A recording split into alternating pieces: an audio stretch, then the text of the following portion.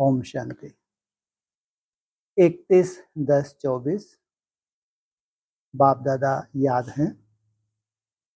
स्वर्ग की बादशाही याद है? वाह। अगर तुमको बाप दादा याद है तो उसके साथ साथ क्या होना चाहिए? स्वर्ग की बादशाही। स्वर्ग का बादशाह एक होगा, ढेर होंगे हैं? तो हम लोग याद करके क्या करेंगे फिर स्वर्ग की बादशाही? इसलिए बाबा ने बोला ऐसा नहीं कि एक, वो पूरे का पूरा परिवार क्या टाइटल लेगा? जैसे हम भी स्वर्ग के क्या हैं? बादशाह हैं। यहाँ जब बैठते हो तो दिमाग में आना चाहिए हम बेहद के बाप के बच्चे हैं और नित्य बाप को याद करते हैं। कभी मिस होता है? हर रोज याद करते हो या एक आध दिन हॉलीडे मनाते हो? जबकि हफ्ते में एक आध दिन तो तुम्हारा अधिकार है, क्यों नहीं डिमांड करते तुम? हंसते हंसते तुमको छुट्टी मिल जाएगी। कभी डिमांड की है? कभी देखना डिमांड करे कि इसका कोई सर दर्द हो रहा है, कोई टांग में दर्द हो रहा है, एकदम हंस खुश तो अरे आज तो तुम आराम करो, रेस्ट करो। क्योंकि हमारा 2-4 दिन का मामला थोड़ी है, पूरा जीवन का ही मान लो 80 वर्ष के हो गए चल ही रहे हैं। अभी ये ऐसा ही तो सैंपल सामने आने जा रहे हैं। 60 वर्ष के होने जा रहे हैं तो चल ही रहे हैं बचपन से।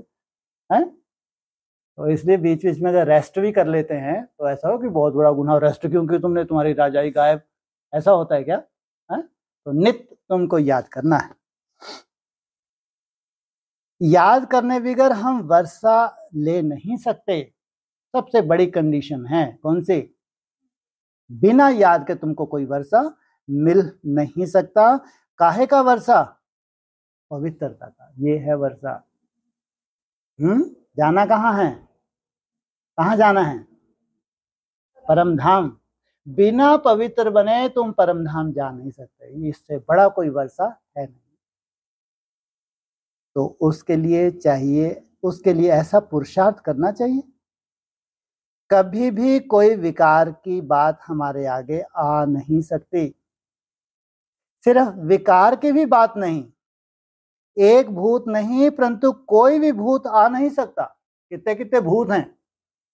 5 भूत हैं। तो बात एक भूत की बात नहीं, सब एक के बाप एक हैं, कोई किससे कम नहीं पड़ता। ध्यान रखना, दूसरों को हल्के मत लेना। बाबा ने बोला है काम विकार सबसे बड़ा शत्रु, महाशत्रु। लेकिन क्रोधियों की तो शक्ल भी नहीं देखेंगे। काम विकार गुप्त रहता है, क्रोध गुप्त रहता है क्या? इनके लिए तो बोल दिया, क्रोधी की तो आगे चल के शक्ल भी नहीं देखेंगे। भूख मरेंगे कौन? मुसलमान। सोचो कौन सा संस्कार है? लोभ का संस्कार, मोह का संस्कार। कोई साधारण होता है क्या? नष्टो मोह स्मृति लब्धा। गीता का 18वां अध्याय है, जब तक तुम नष्टो मोह नहीं बने तुम कल्पना करते रहो निरंतर योगी की, हो नहीं सकते।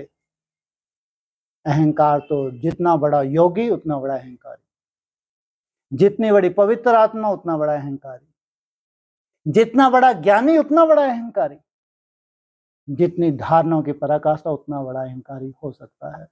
तो इनको धारण करने के लिए कितनी मेहनत लगती है, और अंदर ही अंदर वो पनपता रहा तो सोचो कहां ले जाके तुमको गिराने वाला है। इसलिए कोई भी विकार, चाहे काम, क्रोध, लोभ, क्या है, सब महाभूत हैं, छोटे बड़े भूत नहीं। वो भूत तो तुम्हारे में आया तो झाड़ा फूकी हो जाएगी संगठित रूप योग में, रह सकेगा? रहेगा? उन भूत जो आजकल कोई झाड़ ही नहीं सकता ना, संसार में ऐसे ऐसे भूत आने वाले हैं लौकिक दुनिया में, ब्राह्मणों की दुनिया, कोई झाड़ ही नहीं सकता, उनको भगा ही नहीं सकता। चैलेंज। क्यों नहीं भगा सकते? कि जो ब्राह्मणों की दुनिया में प्रवेश हो रहे हैं ये अव्यक्त आत्माएं हैं, खतरनाक, जिनके एक्सीडेंट हुए हैं, इतनी डिसर्विस की है इन्होंने ब्राह्मणों की दुनिया में। ब्राह्मणों की दुनिया में अकाले मृत्यु होती है नहीं होती? होती है ना। उनको जन्म मिलेगा? नहीं मिलेगा। तो उन्होंने समर्पित होने के बाद भी कोई कोई ऐसे हैं बहुत डिसर्विस की है। एक तो बॉम्बे का था, उसका तो अव्यक्त संदेश में भी आया था कि इसके अकाले मृत्यु का कारण इसके द्वारा बहुत डिसर्विस हो गई है। सोचो। तो इन आत्माओं को, जो योगी आत्माएं हैं, योग करके गई हैं, कोई तांत्रिक वांत्रिक निकाल सकते हैं, उनके बाप हैं ये। हमारे तो यहाँ के अनुभव है बहुत, एक से एक। ऐसी जो आत्माएं हैं, ब्राह्मण आत्माएं, तपस्या करके डिसर्विस करके गई हैं, इनको कोई तांत्रिक निकाल नहीं सकता। तो ये कर्म भोग का रूप बन जाते हैं। जिसमें प्रवेश करते हैं कर्म भोग का रूप बनते हैं। वो श्रेष्ठ ब्राह्मणों का संसार जहां ये कोई भी इंटरफेयर नहीं कर सकते, वहां किसी भी आत्मा के ऐसी कनिष्ठ कोई आत्मा कभी भी प्रवेश कर सकती है। अगर प्रवेश करेगी तो इंटरफेयर करेगी तो संगठन का बल जैसा बनना चाहिए बन सकता है, कभी भी नहीं आ सकती। सोचो इतनी बड़ी सुरक्षा, यह है संगठन का योग बल, यह है संगठन की महिमा। नहीं तो आने वाला समय बहुत असाधारण समय है, साधारण समय नहीं है। बाबा ने कहा भूत नहीं, परंतु कोई भी भूत नहीं आ सकता, चाहे ये 5 विकारों का भूत हो, चाहे ये जो वायुमंडल में तैर रहे हैं भूत, ये हो। ऐसा शुद्ध अहंकार रहना चाहिए। ये है तुम्हारा क्या है? शुद्ध अहंकार। एक होता है अशुद्ध अहंकार जो तुमको एकदम नीचे गिरा देता है। बहुत ऊंच से ऊंच भगवान के हम बच्चे भी ऊंच से ऊंच ठहरे ना। बातचीत चलन कैसी रॉयल होनी चाहिए। पढ़ाने वाला कौन है? ऊंच से ऊंच। तो हमारी चलन, बातचीत, रहन सहन कैसा, कितनी रॉयल्टी। बाप चलन से समझते हैं यह तो बिल्कुल ही वर्थ नॉट ए पेनी है, कौड़ी तुल्य। ऐसा बच्चा कहलाने का भी हकदार नहीं। लौकिक बाप को भी नालायक बच्चों को देख अंदर में ऐसा होता है, यह भी बाप है। बच्चे जानते हैं बाप हमको शिक्षा दे रहे हैं, परंतु कोई कोई ऐसे हैं जो बिल्कुल समझते ही नहीं। बेहद का बाप हमको समझा रहे हैं, यह निश्चय नहीं, नशा नहीं। तुम बच्चों का दिमाग कितना ऊंच होना चाहिए। हम कितने ऊंच बाप के बच्चे हैं, बाप कितना समझाते हैं। अंदर में सोचो, हम कितने ऊंच से ऊंच बाप के बच्चे हैं। हमारा कैरेक्टर कितना ऊंच होना चाहिए। जो इन देवी देवताओं की महिमा है वह हमारी होनी चाहिए। ये जो मूर्तियां हैं किनकी हैं? ये संगम युग पे हमारे ही यादगार हैं। प्रजा के थोड़ी ही महिमा है, कितनी है प्रजा? 3-4 लाख का हो या 9 लाख का हो, तो बाबा कहते हैं उनकी नहीं है ये महिमा, प्रजा की थोड़े ही महिमा है। एक लक्ष्मी नारायण को ही दिखाया है, तो बच्चों को कितनी अच्छी सर्विस करनी चाहिए। इन लक्ष्मी नारायण दोनों ने यह सर्विस की है ना। दिमाग कितना ऊंच चाहिए। कई बच्चों में तो कोई फर्क ही नहीं, माया से हार खा लेते हैं तो और ही जास्ती बिगड़ जाते हैं। नहीं तो अंदर में कितना नशा रहना चाहिए। हम बेहद के बाप के बच्चे हैं।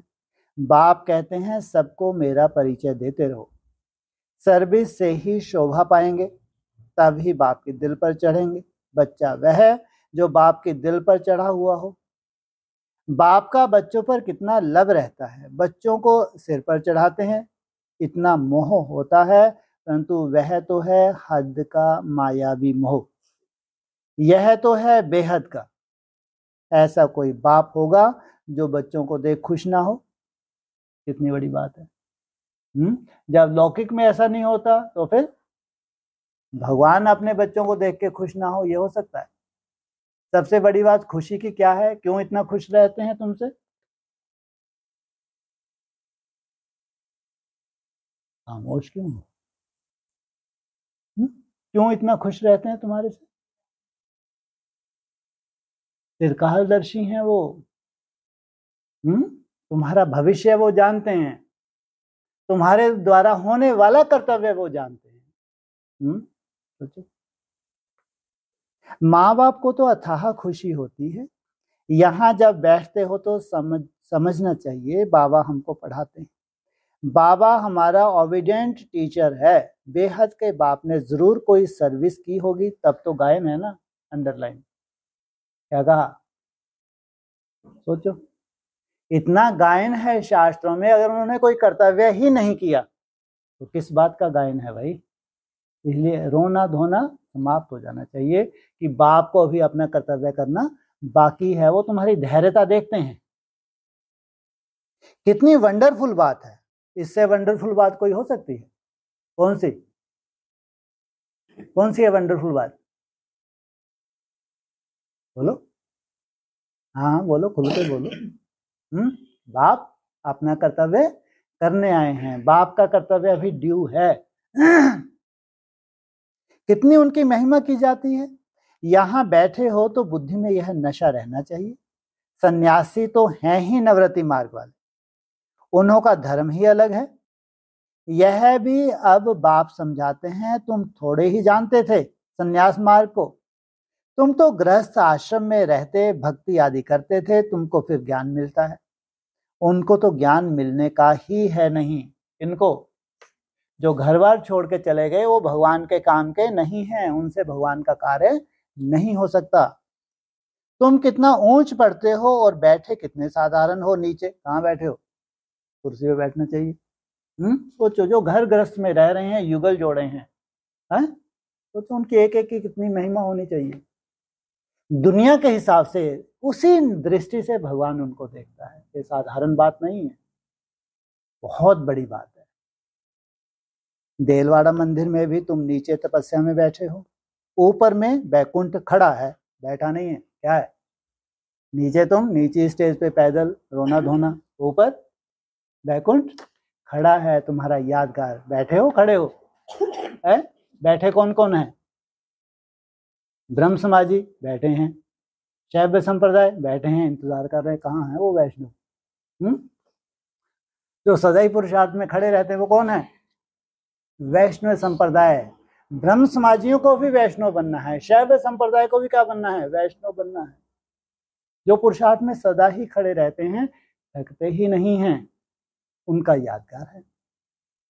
तो बैकुंठ खड़ा है, ऊपर बैकुंठ को देख मनुष्य समझते हैं स्वर्ग तो ऊपर ही होता है। अरे हट, क्या समझते हैं? स्वर्ग नीचे होता है ऊपर होता है? बोलो, स्वर्ग तो नीचे होता है, बैकुंठ कहाँ होता है? ऊपर होता है। तो तुम बच्चों को अंदर में यह सब बातें आनी चाहिए। यह स्कूल है, हम पढ़ रहे हैं, कहाँ चक्कर लगाने जाते हो तो भी बुद्धि में यह ख्यालात चलें तो बहुत मजा आएगा। बेहद का बाप को तो दुनिया में कोई नहीं जानते। बाप के बच्चे बनकर और बाप की बायोग्राफी को ना जाने, ऐसा भुट्टू कभी देखा? ना जानने के कारण कह देते हैं वह सर्वव्यापी है, भगवान को ही कह देते हैं आप ही पूज्य आप ही पुजारी, इनसे मिलो। तुम बच्चों को अंदर में कितनी खुशी होनी चाहिए, हम कितने ऊंच पद पूज्य थे, फिर हम ही पुजारी बने हैं। जो शिव बाबा तुमको इतना ऊंच बनाते हैं, फिर ड्रामा अनुसार तुम ही उनकी पूजा शुरू करते हो। इन बातों को दुनिया थोड़े ही जानती है कि भक्ति कब शुरू होती है। बाप तुम बच्चों को रोज रोज समझाते रहते हैं, यहाँ बैठे हो तो अंदर में खुशी होनी चाहिए ना। हमको कौन पढ़ाते हैं? भगवान आकर पढ़ाते हैं, यह तो कभी सुना भी नहीं होगा। यह तो समझते हैं गीता का भगवान श्री कृष्ण है तो श्री कृष्ण ही पढ़ाता होगा। अच्छा, श्री कृष्ण भी समझो तो भी कितनी ऊंच अवस्था होनी चाहिए। वाह क्या बात है। माना जिसको इतना ऊंच बनाने वाला भगवान है वो तो तुम्हारी बुद्धि में बैठेगा, बहुत मुश्किल है इतना सोचना है। चलो ठीक है, छोड़ो यार, है तो क्या समझो है?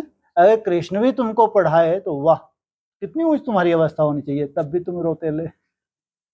ब्रह्मा बाबा को कितना नशा रहता था कि मैं पढ़ाता हूँ, मैं भगवान का पहला पहला बच्चा हूँ। सोचो, उनका स्वयं का कृष्ण का नशा और वहां पढ़ने वालों का नशा। वो तुमको शिव बाबा पढ़ाते हैं, टीचर के रूप में इतने कितना सुंदर मंथन करके दे गए, तो तुमको आज तक नशा ही नहीं चढ़ा।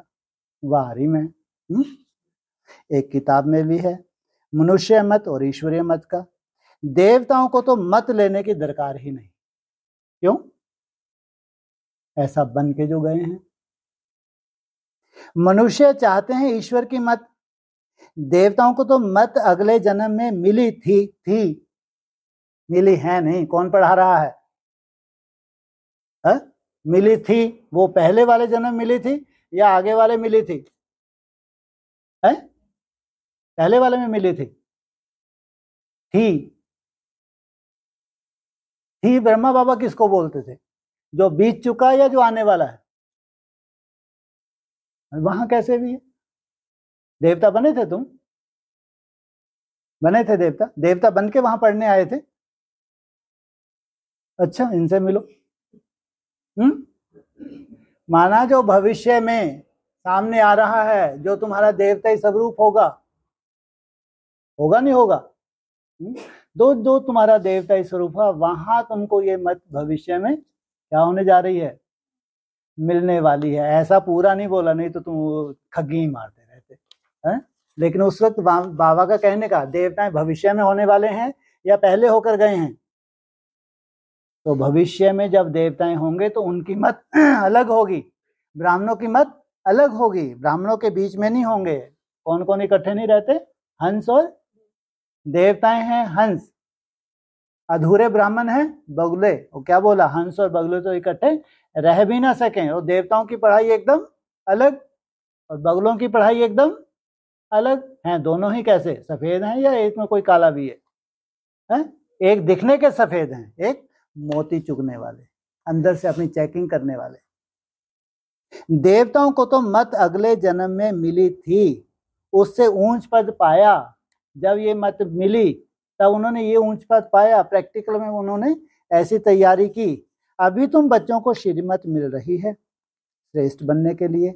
ईश्वरीय मत और मनुष्य मत में कितना फर्क है? मनुष्य मत क्या कहती है, ईश्वरीय मत क्या कहती है? तो जरूर ईश्वरीय मत पर चलना पड़े।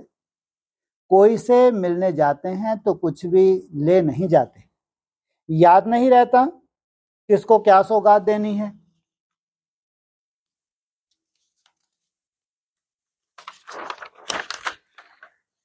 यह मनुष्य मत और ईश्वरीय मत का कंट्रास्ट बहुत जरूरी है। तुम मनुष्य थे तो आसुरी मत थी, और अभी ईश्वरीय मत मिलती है। उनमें कितना फर्क है। यह शास्त्र आदि सब मनुष्यों के ही बनाए हुए हैं। बाप कोई शास्त्र पढ़कर आते हैं क्या? बाप कहते हैं मैं कोई बाप का बच्चा हूं क्या? मैं कोई गुरु का शिष्य हूं क्या, जिससे सीखा हूं? तो यह भी सब बातें समझानी चाहिए। भल यह जानते हैं कि बंदर बुद्धि हैं, परंतु मंदिर लायक बनने वाले भी हैं ना। किनमें है? उन बंदर बुद्धियों में कोई कोई कैसे हैं जो मंदिर लायक बनने वाले भी हैं। ऐसे बहुत मनुष्य मत पर चलते हैं। फिर तुम सुनाते हो तो हम ईश्वरीय मत पर क्या बनते हैं, वह हमको पढ़ाते हैं। भगवान वाच, हम उनसे पढ़ने जाते हैं। हम रोज 1 घंटा पौना घंटा जाते हैं। क्लास में जास्ती टाइम भी लेना नहीं चाहिए। याद की यात्रा तो चलते फिरते भी हो सकती है। ज्ञान और योग दोनों ही बहुत सहज हैं। अल्फ का ही है एक अक्षर। क्या मुख्य अक्षर कौन सा है? अल्फ। अल्फ को मिला अल्लाह, बे को मिली बादशाही। तो मुख्य अल्फ हुआ या अल्लाह हुआ? कौन है मुख्य? अल्फ है मुख्य। भक्ति मार्ग के तो ढेर शास्त्र हैं, इकट्ठा करो तो सारा घर शास्त्रों से भर जाए। कितना इन पर खर्चा हुआ होगा। अब बाप तो बहुत सहज बताते हैं, सिर्फ बाप को याद करो। तो बाप का वर्षा है ही स्वर्ग की बादशाही। तुम विश्व के मालिक थे ना, भारत हेवन था ना, क्या तुम भूल गए हो? यह भी ड्रामा की भावी कहा जाता है। अब बाप आया हुआ है, हर 5000 वर्ष के बाद आते हैं पढ़ाने। बेहद के बाप का वर्षा जरूर स्वर्ग नई दुनिया का ही होगा ना। यह तो बिल्कुल सिंपल बात है। लाखों वर्ष कह देने से बुद्धि को जैसे ताला लग जाता है, ताला खुलता ही नहीं। ऐसा ताला लगा हुआ है जो इतनी सहज बात भी समझते नहीं है। दुनिया की क्या हालत हो रही है, विनाश का कितना बड़ा रूप सामने खड़ा है, तो भी उनको क्या लगता है अभी ये सृष्टि लाखों वर्ष चलेगी, खुलता ही नहीं। ऐसा ताला लगा हुआ है जो इतनी सहज बात समझते नहीं है। बाप समझाते हैं एक ही बात बस है, जास्ती कुछ भी पढ़ाना नहीं चाहिए। यहां तुम 1 सेकंड में किसको भी स्वर्गवासी बना सकते हो, परंतु यह स्कूल है, इसलिए तुम्हारी पढ़ाई चलती रहती है। ज्ञान सागर बाप तुमको ज्ञान दे, ज्ञान तो इतना देते हैं जो सागर को स्याही बनाओ, सारा जंगल कलम बनाओ तो भी अंत नहीं हो सकता। ज्ञान को धारण करते कितना समय हुआ है? भक्ति को तो आधा कल्प हुआ, ज्ञान को तो तुम एक ही जन्म में मिलता है। बाप तुमको पढ़ा रहे हैं नई दुनिया के लिए। उस जिस्मानी स्कूल में तो तुम कितना समय पढ़ते रहते हो? 5 वर्ष से लेकर 20-22 वर्ष तक पढ़ते रहते हो। कितना? 5 वर्ष से लेकर, और यहाँ कितना बताया मुरली में? 40-44, डबल। कमाई थोड़ी और खर्चा बहुत करेंगे तो आधा घाटा पड़ जाएगा ना। बाप कितना साल्वेंट बनाते हैं, फिर इंसॉल्वेंट बन जाते हैं। अभी भारत का हाल देखो क्या है। फलक से समझाना चाहिए, लो भारत का हाल देखो क्या है। वो ये भी क्या समझाना चाहिए? फलक से, अपनी ही गलानी करो। माताओं को खड़ा होना चाहिए, तुम्हारा ही गायन है वंदे मातरम। धरती को वंदे मातरम नहीं कहा जाता, वंदे मातरम मनुष्यों को कहा जाता है। बच्चे जो बंधन मुक्त हैं वही यह सर्विस करते हैं। वह भी जैसे कल पहले बंधन मुक्त हुए थे वैसे होते रहते हैं। अबलाओं पर कितने अत्याचार होते हैं जानते हैं। हमको बाप मिला है तो समझते हैं बस अब तो बाप की सर्विस करनी है। बंधन है ऐसे कहने वाले रीढ़ बकरियां हैं। क्यों? वास्तव में बंधन है तो है भी, लेकिन बाबा उनको क्या कह रहे हैं? ये क्या है? ये रीढ़ बकरियां क्या जाने सुर मंडल के साज को। ऐसा क्यों? क्योंकि बंधन तो है ना। हाँ, मन को कोई नहीं बांध सकता। कोई बांधेली माता है, उसके घर में बंधन है, युगल नहीं चलता ज्ञान में, कोई भी ज्ञान में नहीं मानता घर वाले। क्या मन को कोई बांध सकता है? तन को बांध सकते हैं, मन को कोई नहीं बांध सकता। तो बंधन है ऐसे कहने वाले रीढ़ बकरियां हैं। गवर्नमेंट कभी कह ना सके कि तुम ईश्वरीय सर्विस ना करो। वाह क्या बात है। क्यों? ऐसा कहाँ होता है? कहाँ जरूरत पड़ती है कोर्ट में जाने की? बोलो है? किसी का युगल बहुत ज्यादा बंधन डाले तो कहाँ बाबा कहते कहाँ चले जाओ। ये लड़वाते ही हैं, आए हैं शांति स्थापन करने के लिए। तो गवर्नमेंट कभी कह ना सके कि तुम ईश्वरीय सर्विस करो। बात करने की हिम्मत चाहिए ना। जिसमें ज्ञान है वह तो इतने सहज बंधन मुक्त हो सकते हैं। जज को भी समझा सकते हो, हम रूहानी सेवा करना चाहते हैं, रूहानी बाप हमको पढ़ा रहे हैं। क्रिश्चियन लोग फिर भी कहते हैं लिबरेट करो, गाइड बनो। भारतवासियों से फिर भी उन्हों की समझ अच्छी है। किनकी? ये क्रिश्चियंस हैं जो बाद में आए हैं, भारतवासी तरह घिस गए। तुम बच्चों में जो अच्छे समझदार हैं उनको सर्विस का बहुत शौक रहता है। समझते हैं ईश्वरीय सर्विस से बहुत लॉटरी नहीं मिलनी है। कई तो लॉटरी आदि को समझते ही नहीं, वहां भी जाकर दास दासियां बनेंगे।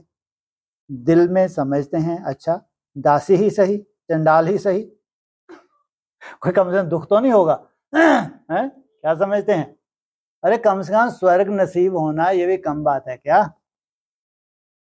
स्वर्ग में तो होंगे ना। उन्हों की चलन भी ऐसी देखने में आती है। तुम समझते हो बेहद का बाप हमको समझा रहे हैं, यह दादा भी समझाते हैं। बाप इन द्वारा बच्चों को पढ़ा रहे हैं। कोई तो इतना भी समझते नहीं, यहां से बाहर निकले खल्लास, यहां पर बैठे भी जैसे कुछ समझते नहीं। बुद्धि बाहर भटकती धक्का खाती रहती है, एक भी भूत निकलता नहीं है। पढ़ाने वाला कौन और बनाते क्या है? साहूकारों के भी दास दासियां बनेंगे ना। अभी भी साहूकारों के पास इतने नौकर चाकर रहते हैं। सर्विस पर तो एकदम उड़ना चाहिए। तुम बच्चे शांति स्थापन अर्थ निमित्त बने हो, विश्व में सुख शांति स्थापन कर रहे हो। कितना बड़ा तुम्हारा टारगेट है। क्या कहा? तुम बच्चे विश्व में शांति अर्थ निमित्त बने हो, तो सोचो हमारे जीवन में कितनी सुंदर सुख और शांति आने वाली है। जो विश्व को सुखी और शांत बनाने वाली आत्मा है, उनका जीवन कैसा होगा? प्रैक्टिकल में तुम जानते हो, हम श्रीमत पर स्थापन कर रहे हैं, इसमें अशांति कोई होनी नहीं चाहिए। बाबा ने यहाँ भी बहुत ऐसे अच्छे अच्छे घर देखे हुए हैं। एक घर में 6-7 बहुएं इकट्ठी इतना प्यार से रहती हैं, बिल्कुल शांति लगी रहती है। बोलते थे हमारे पास तो स्वर्ग लगा पड़ा है। वाह, 7 हैं, कितने धर्मों से कनेक्टेड, एकदम अलग अलग धर्मों से कनेक्टेड। ये मॉडल भी कहाँ तैयार होगा, कहाँ बनेगा ये मॉडल? ये है देवताओं की ओरिजिनल दुनिया। अनेक धर्मों की आत्माएं भी क्या हो जाएं? एक हो जाएं। बोलते थे हमारे पास तो स्वर्ग लगा पड़ा है, कोई खिटपिट की बात नहीं, सब आज्ञाकारी हैं। उस समय बाबा को भी सन्यासी ख्यालात थे, दुनिया से वैराग्य रहता था। अभी तो यह है बेहद का वैराग्य, कुछ भी याद ना रहे। बाबा तो नाम सब भूल जाते हैं। बच्चे कहते हैं बाबा हम आपको बच्चे कहते हैं बाबा आप हमको याद करते हैं। कितना सुंदर प्रश्न है बच्चों का। किससे पूछ रहे हैं? हम दिन रात मर रहे हैं, आपको याद कर रहे हैं, ढंग से सो भी नहीं पाते हैं। हे बाबा क्या आप भी हमको कभी याद करते हैं? पूछा बेचारों ने। बाबा कहते हमको तो सबको ये तो बिल्कुल ही टेढ़े ही है। क्या कहा? बाबा कहते हमको तो सबको भूलना है, इनसे क्या आशा रखो? ना विसरो ना याद करो, ये तो ठीक है? ना विसरो ना याद करो। बेहद का वैराग्य है ना, सबको भूलना है। हम यहाँ के रहने वाले थोड़े ही हैं। बाप आया हुआ है अपना स्वर्ग का वर्षा देने। बेहद का बाप कहते हैं मुझे याद करो तो तुम विश्व के मालिक बन जाएंगे। यह बैज बहुत अच्छा है समझाने के लिए। कोई मांगे तो बोलो, समझ कर लो। इस बैच को समझने से तुमको विश्व की बादशाही मिल सकती है। शिव बाबा इस ब्रह्मा द्वारा डायरेक्शन देते हैं, मुझे याद करो तो तुम यह बनेंगे। गीता वाले जो हैं वह अच्छी रीति समझ लेंगे, जो देवता धर्म के होंगे। कोई कोई प्रश्न पूछते हैं देवताएं गिरते क्यों हैं? अरे यह चक्कर फिरता रहता है, पुनर्जन्म लेते लेते नीचे तो उतरेंगे ना, चक्कर तो फिरना ही है। हर एक की दिल में यह आता जरूर है, हम सर्विस क्यों नहीं कर सकते? जरूर मेरे में कोई खामी है।